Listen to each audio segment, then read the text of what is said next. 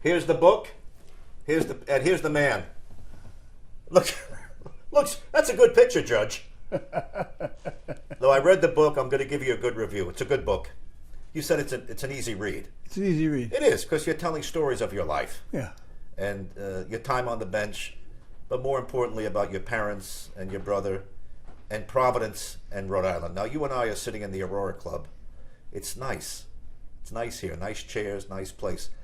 It beats a cold water flat and sharing a bed with your brother Anthony. We did. Now, I shared a room, but in those days you shared a bed? We shared a bed. Wow.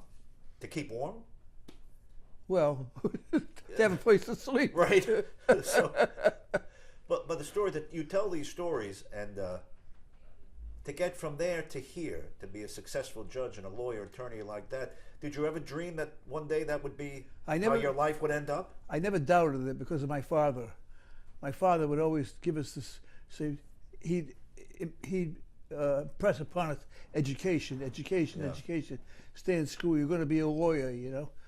And so I never wanted to be anything else except a lawyer because of my father. He said I was going to be a lawyer. So he told you that, and it stuck with you. He told me that when I was very young. Right. So law school, private practice, and then eventually you get to the bench. Now, you made a name for yourself as the compassionate judge. Were you always that understanding, or were things a little different when you first started out? Because I assume a new judge wants to be respected, I don't want to be known as a pushover. I want to be a tough guy. Tell me. I'm going to tell you about my first day on the bench, and that'll explain everything. Because I professed that I did nothing different than what my father and mother taught me to do, you know, and how they lived. My first day on the bench, a woman came in. She was obstinate. She was disrespectful, and she had 3 kids, and she kept saying, "I'm not paying anyway. I can't afford it," and she really riled me. Yeah. So I charged her the full fine. My father came in chambers afterwards. I said, "Dad, how did I do? My first day on the bench. Yeah. Did good, didn't I?" He said, "That woman." I said, "What woman?" "The one you charged, the one with the 3 kids." I said, "Yeah, she was disrespectful." He says, "No, you can't do that." He said, "She was scared. Now maybe she can't feed her kids tonight. Maybe she's going to get evicted. Yeah. You don't know what effect that's going to have." But I had the opportunity to work on the milk truck with my father as well. And he was ordered by his company that if people didn't pay their milk bill for 2 weeks, to stop the milk. That was their ruling. His ruling was if they had kids, he wasn't stopping the milk.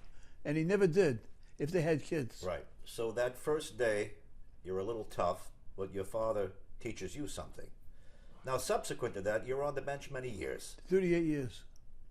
Did you become more compassionate every year? Was that a learning thing? Did you have to learn that? Tell me. I was always the same, Gene. Yeah. Excuse me. I did nothing differently than what my parents taught me and what I saw in my house. You know, my father was one of 10. My mother was one of 8, and my aunts and uncles were always around us. You know, and it was a wonderful way to live. Right. Now, you weren't a pushover because you were tough on some people who deserved it. Well, tell that. I mean, did you have people you had a nice guy wasn't going to do it with some of these people? Did you have to be tough with some people? I had to be tough with some people after I gave them a break.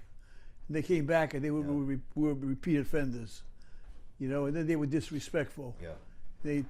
They tried to take advantage of me, really, of my temperament. Right.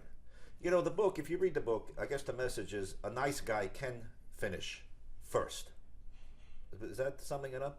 Absolutely. A nice guy can finish first. Absolutely. In your profession, though, some judges, I don't want to malign all judges, but some of them are a little stern. And some of them really have a little bit of an ego. And you put those robes on, they change.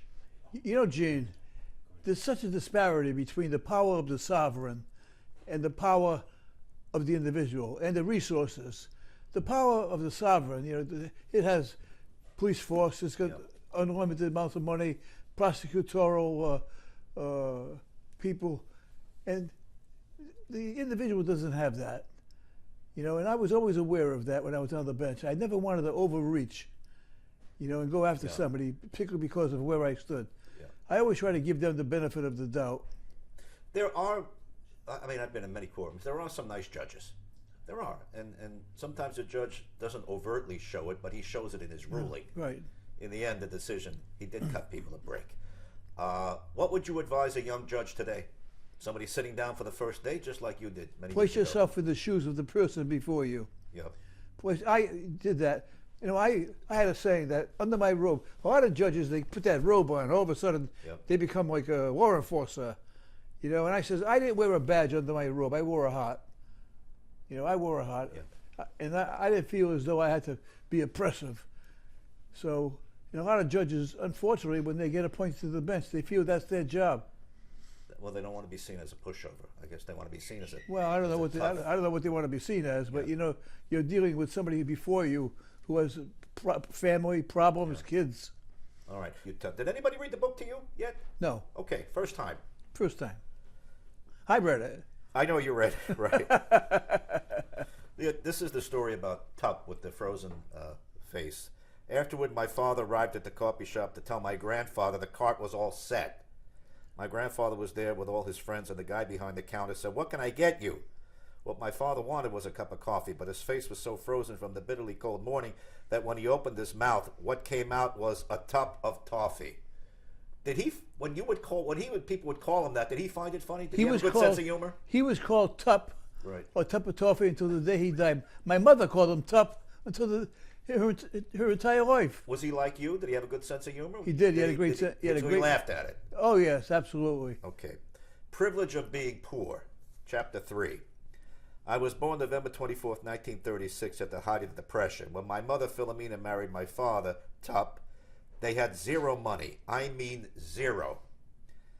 As my brother once said, they didn't have lint in their pockets. Did you know you were poor? Yes. Okay, because sometimes people say, "Oh, we didn't know we were poor." Oh, You knew? We knew we were poor. Yeah. I mean, Yeah. you know, at Christmas time, we didn't have the bicycles, we didn't have the sleds, you know, and we didn't have any of the privileges. We knew we were poor. You knew. That's a refreshing answer. You knew it at the time. All right, let's go to My Brother, My Hero, Anthony, Chapter 4. Anthony, really, you write a lot about him. He was 2 years older than I was. Yep. During the day, Anthony and I worked on the milk truck with my dad. When it got very cold, the company Dad worked for gave him a big, thick, quilted blanket to put on the milk so it would not freeze, but sometimes it did anyway. Back then, we delivered milk that wasn't homogenized, and the cream would rise to the top. What happened to that blanket? Did your brother use it to keep warm? And did you go under the blanket, too, with the milk? That blanket kept both of us warm. And the milk? We slept in the same bed. When you... Ever- How did they heat back then? With coal in the... how would you heat an apartment back then? You had a potbelly stove. Potbelly stove. Yeah. In the kitchen? In the kitchen. And that would... And you had to leave the bedroom doors open Yeah, for the so heat. how would that stove would have to heat the bedrooms too? Yeah. You would need a good blanket back then. All right, let's go down to this one. Chapter 45, Tough Love. Sometimes knowing when to say no to people is also a form of self-respect. Many people thought that as a judge I was too lenient, that I gave breaks to too many people who appeared before me in court. Did people ever tell you that? They Yes. said you're too easy? Yes. We watch you on TV and you're too, you should be more stern. They tell you that? What did you tell them back? It's those same people that come to me for a break and tell me that I'm too lenient with other people. Okay. There's an old saying, what is it? A liberal is a conservative who has to go to court. Did you ever hear that Right. one? All of a sudden everybody's looking to loosen things up. The book is doing great. I guess you're number one on some categories on Yes. Amazon already. Yes. Did you enjoy writing it? I did. And you know, it came easy to write the book. How did you dictate it? Did you write it by hand? How did you do it? Into a tape recorder. Right. And did you do it all by yourself? I don't see anybody listed as a credit. You wrote the book. It's you. I did 90% of the book. I had a fellow named Tom Tetzholtz. He's from Los Angeles. And that's what he does. He was your editor? He was the editor, right. Okay. Do you miss the bench? I do. Would you like to go back if they said we need a fill-in? Would you go back? I would, you know, not full time, but Right. Do you like the attention? You know, millions of people know you on this social media. Has exploded for you. You go to Italy, you walk down the street, they know you. Do you enjoy that? I do. Yeah. Why? Tell me why. Well, I do too. When people, it's nice to be recognized. yeah. Well, that's the answer. It's nice to be recognized. I just got back from New York. We were in New York yesterday Right. in a restaurant, and all of a sudden this big table gets up. Oh, it's the judge. And they're from Los Angeles. Yeah. You know, and I go through that every day. What's next? You got another book in you? I don't know. Let's see what happens with this one. All right, Judge. Thanks. Thanks, Eugene. It's a good picture. Very nice. If I can only get some hair now.